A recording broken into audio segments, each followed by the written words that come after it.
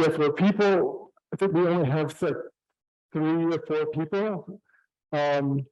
So I think we'll probably try to do it like sit around a laptop. Actually, no, we can just do this. Let's do that. We'll just do this. People hear it? This will be shorter than Tuesday because some of the slides are repeats from this afternoon. I'll go through it quickly and yeah, it's fine.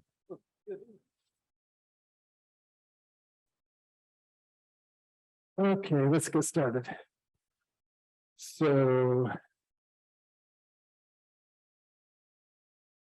okay, good. Just kind of basic background, a little bit more than this afternoon.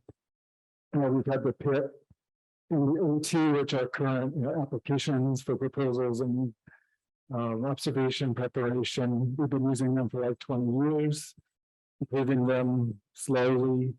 But we realized a few years ago that we just can't add the usability and infrastructure changes that we need with the current code. It's hard to work with. So it's time to just start fresh. Already went through this. It's usability improvements. It's the capabilities that we need for other software like the scheduler and make the code a little more homogeneous and easier to maintain. I did mention sort of, we don't want to get rid of these heavy applications you have to download. So the GPP architecture is web applications connected to a database. And these are the different parts of the system. This is a diagram, all the different pieces. So you get a little look under the hood at how it's organized and how complicated it is. So these are the main applications that you will probably use. There will be a dashboard, which will show you like a list of your programs.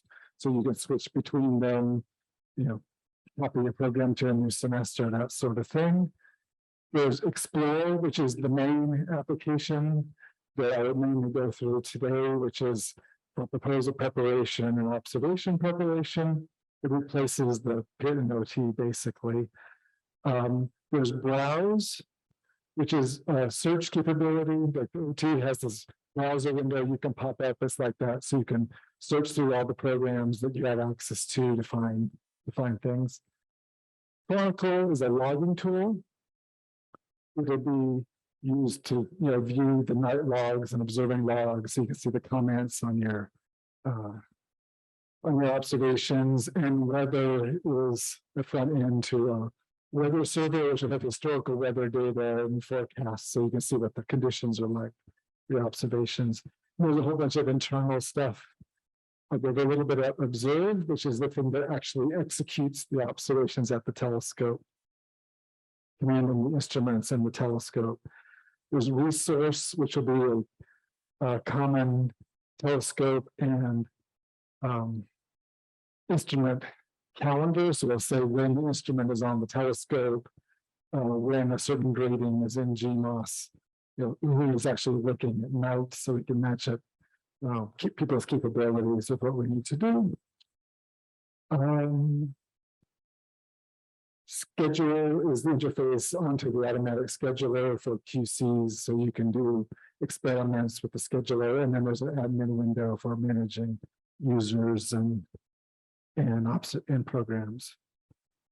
And then there's all these other pieces to it. There are services that are used by various things. And you've got a service for doing automatic guide style. That's an extension of the thing we have today. Integration time calculators, which are built in. A calibration server, which will tell the database what caloric stars to use for a given observation for automatic selection, that type of thing. The scheduler itself, which we're building. So those are the basic pieces. And then connections to outside services like Sinbad.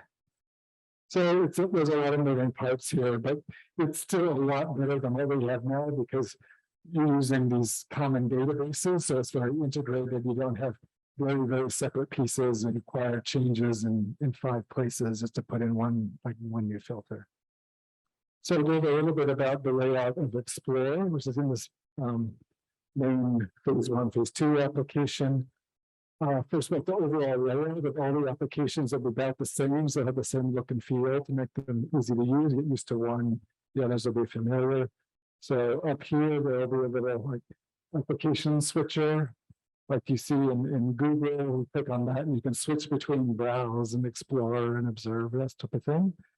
The upper right will be for user identity, for logging in, authenticating. Then on the left, there's usually a navigation bar with different tabs, just give you different views on the type of thing you're looking at. And based on what you select there, you get lists of items here, and then you select something there and you get the details on the right in these different panels.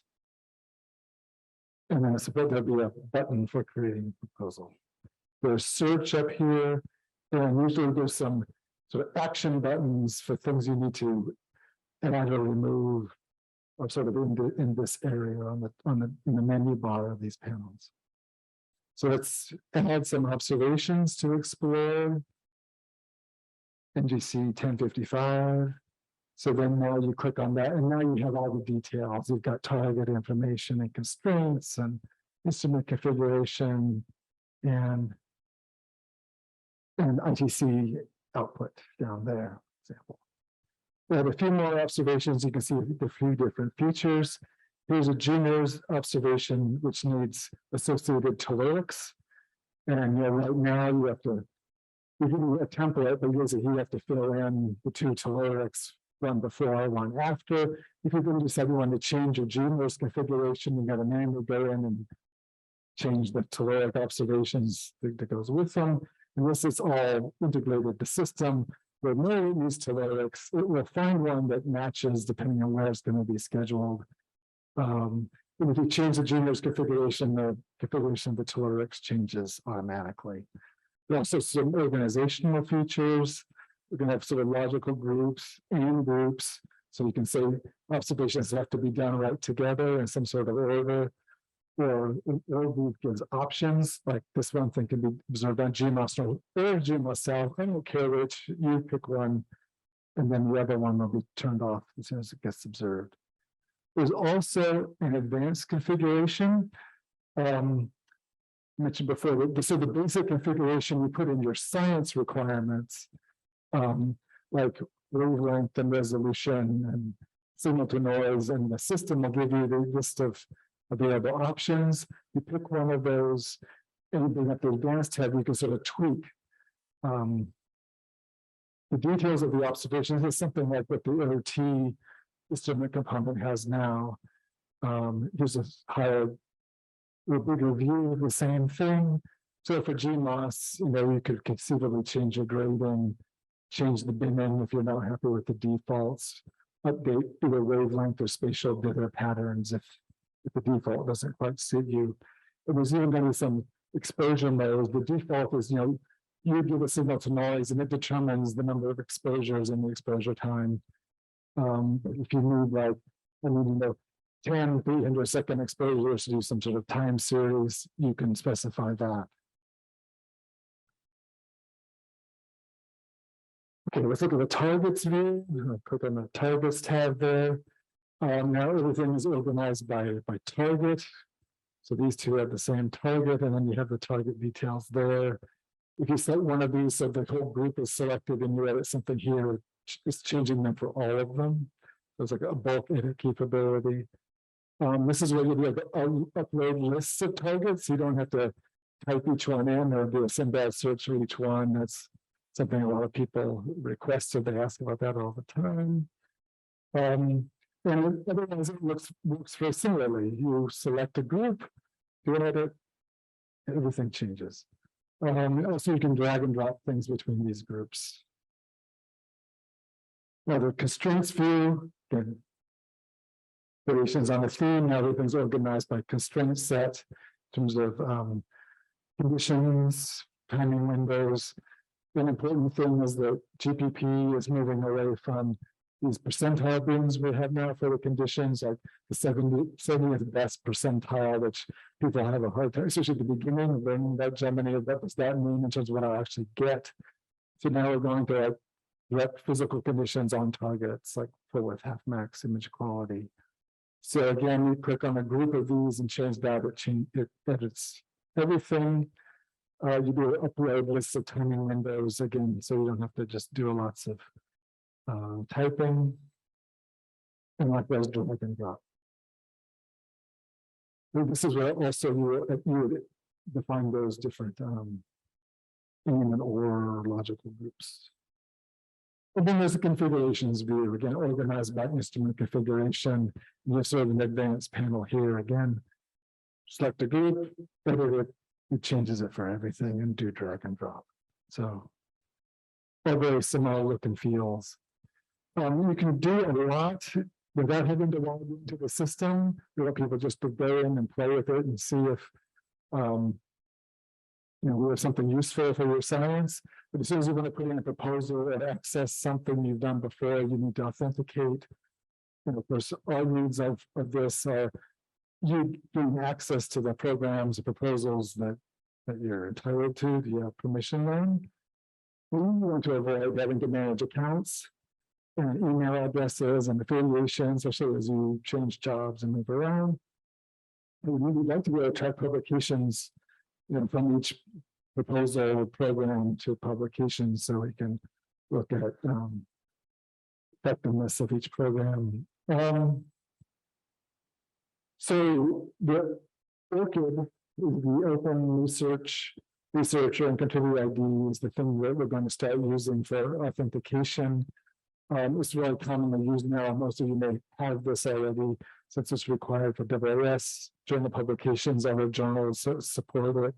It's free, it's really easy to maintain, it's unique, and it sticks with you. And it keeps track of all the stuff about your profile and your email. You go into your profile in ORCID, change your email address or your affiliation, and then Gemini can just read that in without you having to do anything else. So if you log in, then you can actually create a proposal. So this is what the proposal view looks like. This should be pretty familiar, and then you can edit in the title, then your investigators, and you can give each investigator like permissions on the proposal, so they can read it, they can edit it. Some people can submit it. So it helps with collaborative everything. Not many people can go into this and edit parts of it. Then there's usual abstract. You can do things down here like essay sections will still be done in like LaTeX or Word. Right now, you upload the PDF, so there's the ability to attach the PDF. You can download this PDF summary, like you can do in the PIT, so you can see exactly what the TAP will read.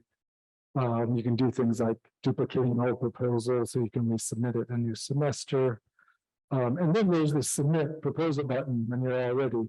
And the nice thing is that that's just a flag in the database now. It's not actually sending any physical file. Which means that if you realize you've done some typos, you need to update the figure, until the proposal deadline, you can just click that again and retract the proposal, make a change, and submit it back, and do it as many times as you want. And you won't end up with duplicate proposals in a backend we have to sort through.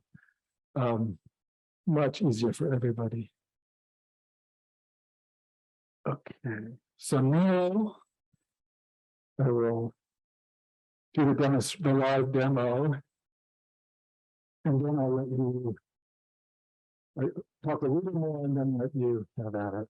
So this is what the Explore login page or start page looks like if you haven't been there before. Again, you can log in with your ORCID. If you click on that, it's the first time it takes you to the ORCID sign-in page where you put in your ID and your password. And the first time you see, you tell, yes, generally you can read my information, and that's basically you do that once. This is not my computer, so I'm not going to do that. I'm just going to go as guest for now. Now, this is the first time I've come to Explore. I have to pick a program. So I'm going to play with this one. So this looks like the basic layout in the mock-up I showed. So we've got the user information in the upper right, so I could log in there if I wanted to, and the tabs on the left. For the observations, then it shows the things that have been defined. I click on that, and here's all the target information, which comes from SendBad. There's the sky survey image. There's elevation plot to show visibilities. There's the constraint set, and then the instrument configuration selection.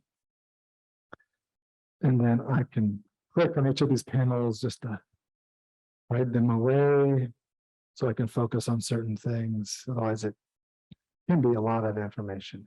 So I'm going to go ahead and create a new observation by clicking on this action button up here, plus observe.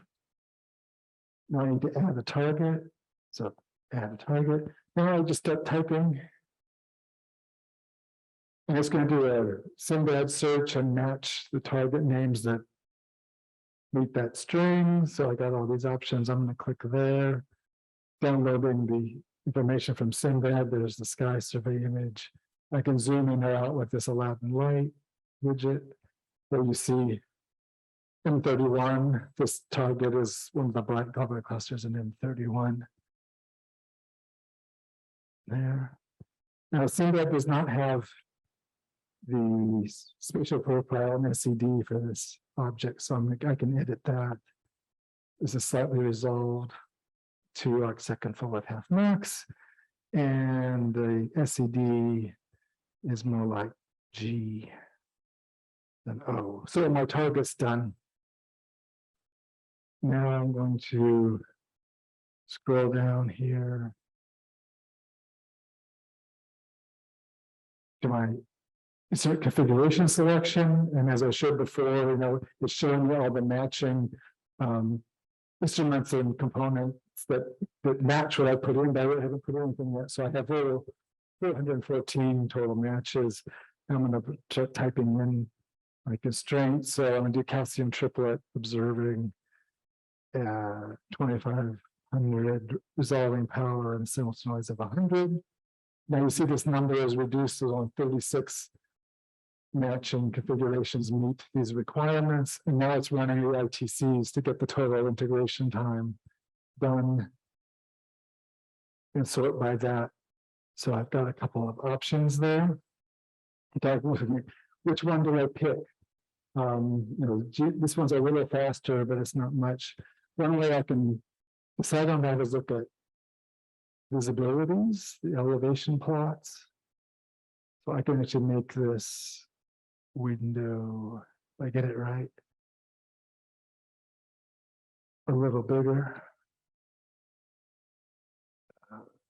It's a little tricky.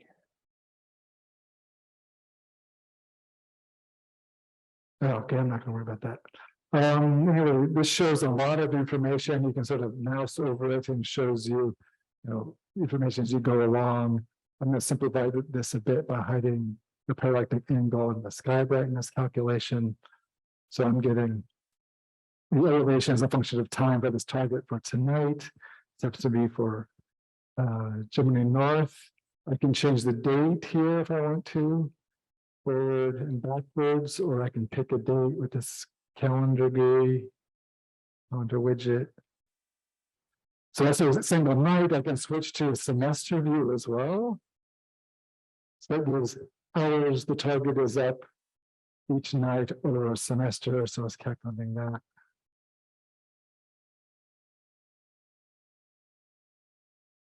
All right, let me go back to the night view.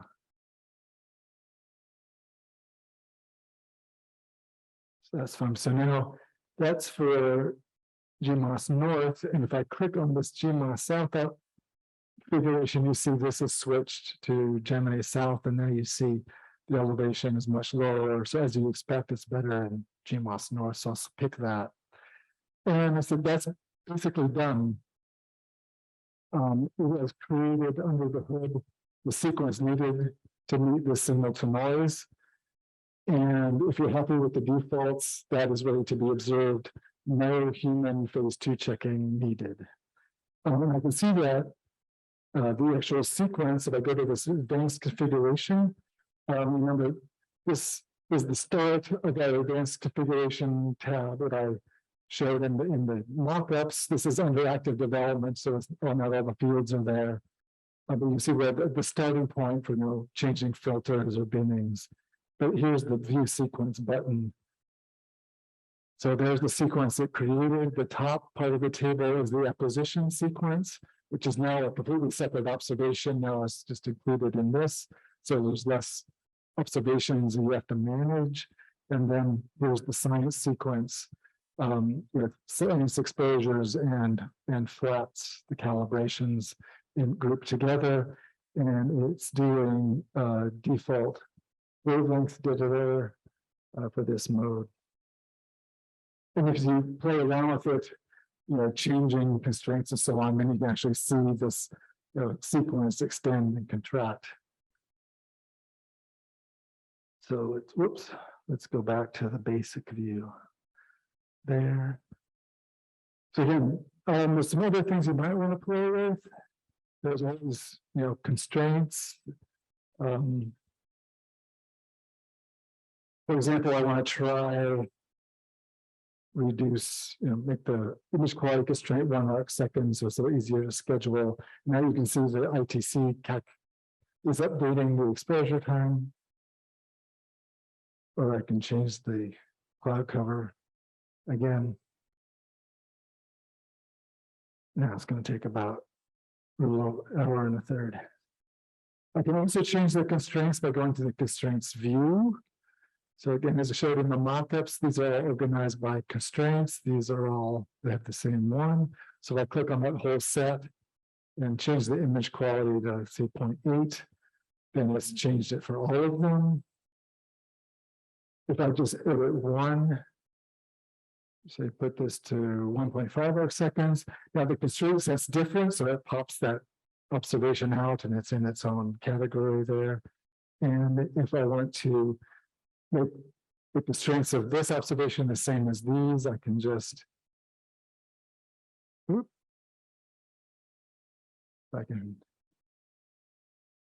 do this there, drag it up in there. Now it's inherited the constraints from that. Then there's the targets view. Again, everything organized by target. This target is in 2 observations, one for GMOS North, one for GMOS South. Same thing, select all, I update the magnitude, and it's changed it for all of them. If I just change one of them, click on one, then I have the option of either editing just that one, or actually I can select and do all of them, which is the equivalent of selecting all. Really just a little bit more, going back to the observations view in terms of some usability features to make this easy. Let's go down. Oh, yeah. So try to get this a little higher. Easier to see. Okay, one thing is we built in undo from the ground up, which you have to do to make it work right. It's one thing we absolutely could not do in the current OT. So if I start editing this, go back to 0.6 and 0.8. And I said I changed my mind. Instead of having to select it every time, I can just do undo, and it unrolls those changes, and I can go forward through the change list. The other thing is that we built the help directly into the tool. No need to go to additional web pages. If I want to know about this image quality, what does that mean? I click on the little information icon, the help pops out, and you can read about what that means, how you set it. Again, you don't have to go digging through layers of web pages anymore. So that's what I explore is at the moment, again, it is under active development. Every few weeks, if you come back to this, you may see some things that moved around, some new things may appear. So I'll go through a few more things and then you can add it. Just a little bit about the observe application. This is an extension of our current web SecExec that the Gemini staff will know about, and also visiting observers will execute their observations using this. So again, the layout is pretty similar in terms of tabs. But this is also, not only is it for, you see the details of the sequence, like I showed in Explorer, with the individual controls for running and stopping and aborting, but it's a view on the automatic output of the automatic scheduler. So anytime you'll see like this is the schedule. Can I ask? Sure. Before you move. Yeah. Explorer is basically Pit. New Pit, phase 1, 2, or I'm still confused. Yeah, the Explorer is the equivalent of Pit and T together. So the template, proposal template for fast turnaround, long large program, do we still need to download from the website? It's like we can choose within the Explorer. Okay. In the proposal section, you'll be able to pick, okay, I'm doing Q the next semester, I'm doing fast turnaround or long programs. So right now in the Pit, you select which one. There'll be a similar type of selection there. Yeah, okay. Because now Pit, like we still need to download the different templates. That's gone. Oh, yeah, awesome. It should support multiple proposals at the same time. It'll handle the FT with regular calls. Thank you. Another question is archive information, because now when we put the target, then it says, oh, there's the observation done in the archive, but it doesn't say what kind of previous observations. That's a good point. This one can have something similar. Yeah, it should have some information on whether there's archive data on that already. So it's okay. Yeah, because nowadays we need to go to archive and find the program ID of those the program that observe this particular target. So the new Explorer will show some kind of like program information at least. Then we can go. It's not much about that yet, so we can do whatever. But likely it would be probably similar to what we have now, and that you will do an archive query for that target, and maybe give you a link to go to the archive page. But we're not planning like direct integration with the archive itself at this point. Another question is a telluric star selection.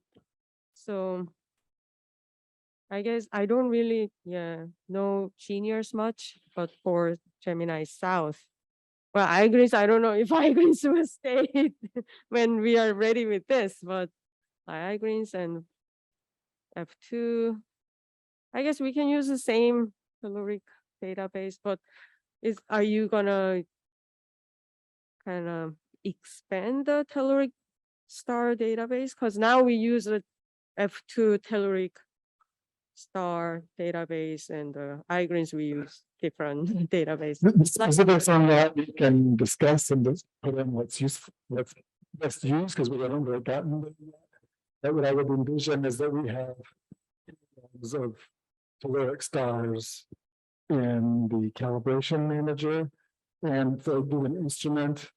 Well, it's going to do a specific type of query, select a different type of telluric for it. But will be options for changing the type or putting in your own. But we should have, we work with the instrument teams to decide what are reasonable defaults for a given instrument. In the beginning, you show the architecture, and it says the instrument is just at the bottom. That's the communication between the instruments and this one is just API. Yeah, that's just the control of the instrument via GIAPI or Epics. That's like what the SecExec does now.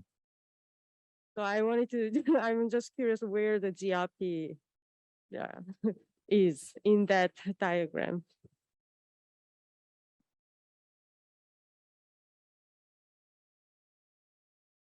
It's that arrow there. Okay. That communication is via, depending on Epics or GIAPI. just like the second exec server does now. Okay. That's all. Yep. Good. So a little more on observe. So I was at, it's the view, the observer's view on the schedule. So instead of looking at the, right now we have static web pages with different plans, with different conditions that the QCs create. This is the replacement for that. For a given set of conditions, this is what the schedule says is you should do for the rest of the night. But then if something changes, like this example as I wrap the TOO, is suddenly realize, oh, something new I should do right now. I'm going to suggest that, you should switch, you should stop doing this, and you should switch to this observation. And it's always giving you the option. This is an assistant to the observer. So the observer always has the control. They have the option of, doing the switch, or if they, have more information and that they should continue, they can keep going.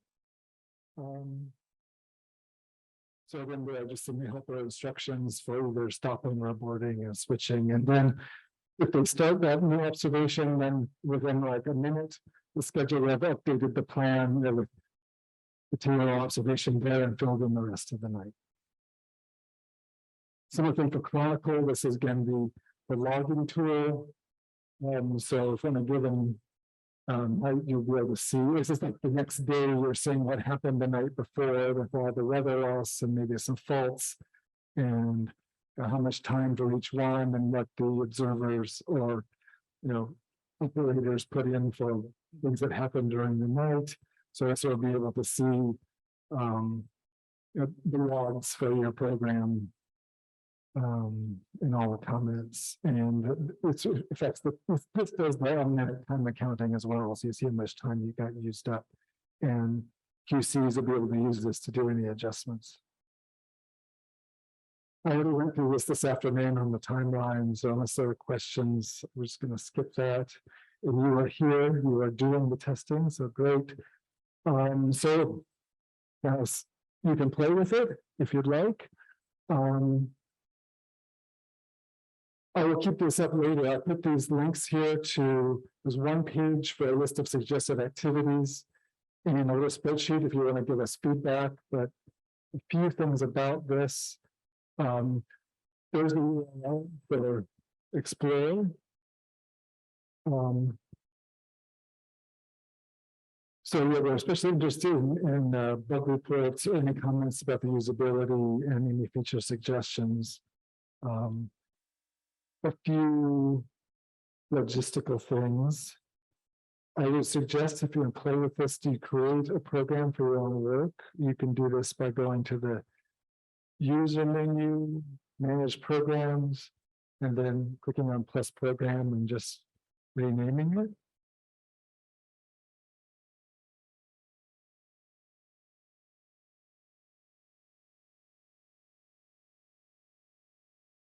The reason is that at the moment, we are using a in-memory database on it's called Heroku, is the service that runs on Amazon.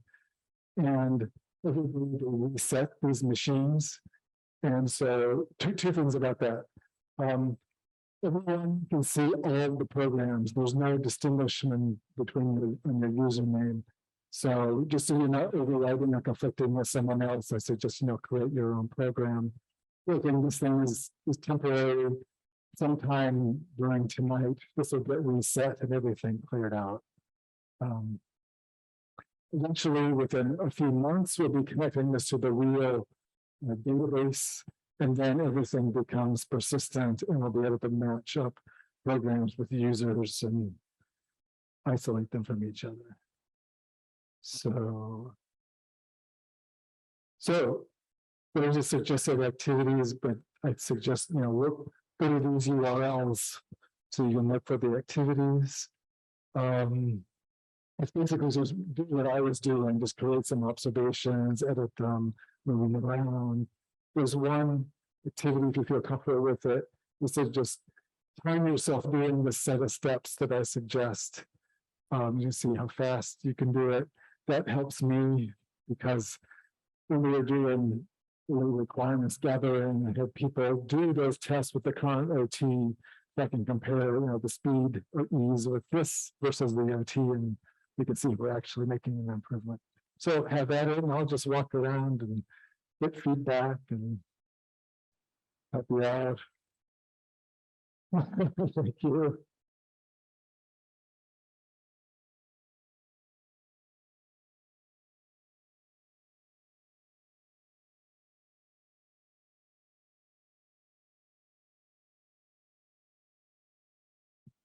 Hey, is that working? Yeah, maybe it's just me and I'm being dumb. And I'm not a power user or any user at all. But I can you explain the relationship between the program platform and the target observation manager? Is there common functionality? Do they talk to each other? Is there common code? What's the story between the two? They're complementary. They can do some of the same things in the two. They talk to each other, but they don't share any code. They talk with the application program interface. So there's a protocol for how they talk with each other. So the Tom allows you, you run, you run one, say, on your computer, or you have one on the server for your group. It might be able to access a whole bunch of different facilities.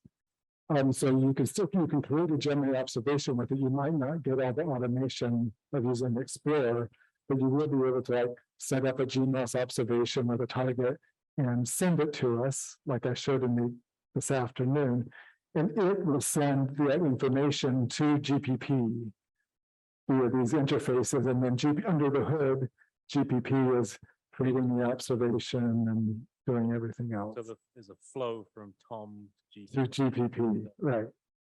It's just another way of interacting with it instead of just eating the GUI.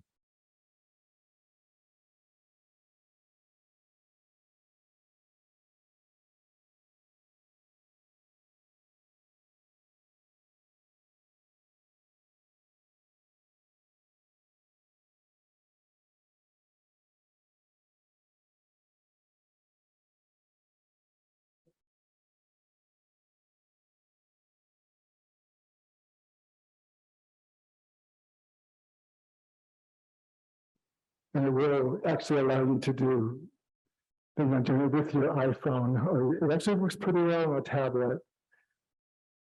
You can do it with your iPhone, but right now the interaction is not really good. And we're not putting in the effort in to try to make it look nice on screen that small.